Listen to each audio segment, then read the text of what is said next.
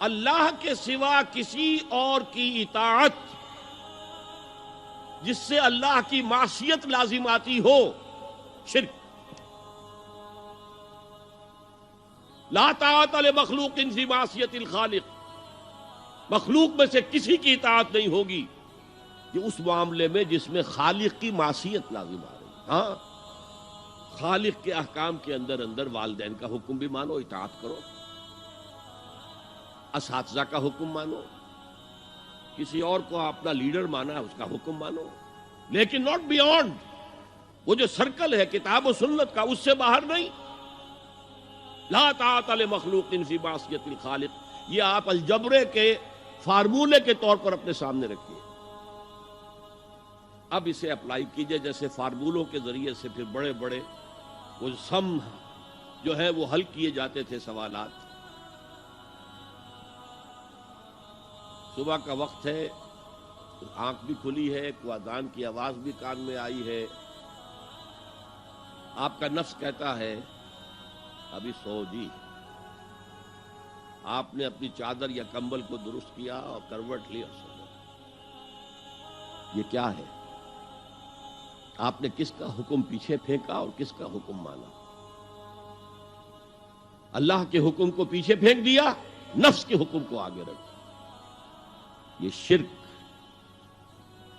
اس شرک کو جاننے والے بہت کم ہیں۔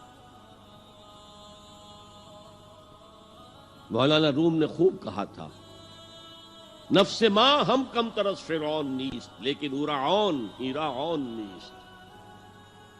میرا نفس بھی فرعون سے کم نہیں ہے۔ فرعون نے کہا تھا نا، الیس لی ملک مصر وہذہ الانہار تجری من تحتی، کیا اس ملک مصر کی حکومت میری نہیں ہے؟ اور سارا جو یہ آب پاشی کا نظام ہے، انہار کا نظام ہے، وہ میرے کنٹرول میں نہیں ہے؟ جس کا چاہوں موگا کھلا رکھوں، جس کا چاہوں بند کر دوں۔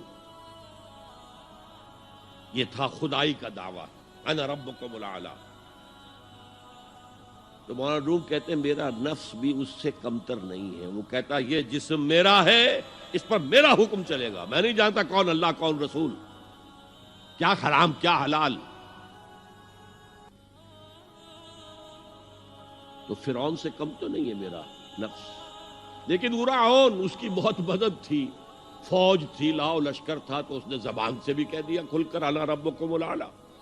میں مسکین ہوں، غریب ہوں، میرے پاس کوئی طاقت نہیں ہے، میں زبان سے تو کچھ نہیں کہہ سکتا، اندر سے میرا نفس یہی کہتا۔ یہ نفس کی حکومت قرآن کہتا ہے، میں حیران ہوتا ہوں، دو جگہ یہ مضمون آیا ہے، ارأیت من اتخذ الہہ ہواہ افانت تکون علیہ وکیلا۔ اے نبی تم نے دیکھا اس شخص کو، اس کے حال پر غور کیا جس نے اپنی خواہش نفس کو اپنا الہ بنا لیا ہے۔ اللہ اکبر، الہ، لا الہ الا اللہ، کلمہ توحید کا مرکزی لفظ یہاں آ رہا ہے، من اتخذ الہہ ہواہ، جس نے اپنی خواہش نفس کو اپنا معبود بنا لیا، الہ بنا لیا۔ افانت تکون علیہ وکیلا، کیا آپ ایسے شخص کی کوئی ذمہ داری لے سکتے ہیں؟ سود حرام ہوا کرے جی، حرام ورام، ہمارا دھندا جو ہے وہ آگے بڑھ نہیں سکتا، تو اللہ کے حکم کو پیچھے ڈالا، نفس کے تقاضے کو آگے رکھا۔ کون معبود ہے آپ کا؟ نام عبداللہ رکھیے، نام عبد الرحمن رکھیے، ہے عبد النفس، نفس کے بندے، نفس کے غلام۔ یہ میں نے یوں سمجھیے کہ جیسے میں نے ہجرت اور جہاد کی ڈیفینیشنز کی تھی۔ ہجرت کا بیس کیا ہے؟ پوچھا گیا ای الہجرت افضل یا رسول اللہ، اے اللہ کے رسول بتائیے سب سے اعلیٰ ہجرت کون سی ہے، افضل؟ فرمایا ان تہجر ما کرہ ربک، ہر اس چیز کو چھوڑ دو جو تمہارے رب کو پسند نہیں۔ آج رات ہی سے آپ ہجرت شروع کر سکتے ہیں۔ جائزہ لیجئے کیا کیا چیزیں میری زندگی میں خلاف شریعت ہے، جو اللہ کو ناپسند ہے، فیصلہ کیجئے کہ آج کے بعد نہیں ہوگی۔ ہجرت شروع ہو گئی، افضل الہجرہ، سب سے افضل ہجرت شروع ہو گئی۔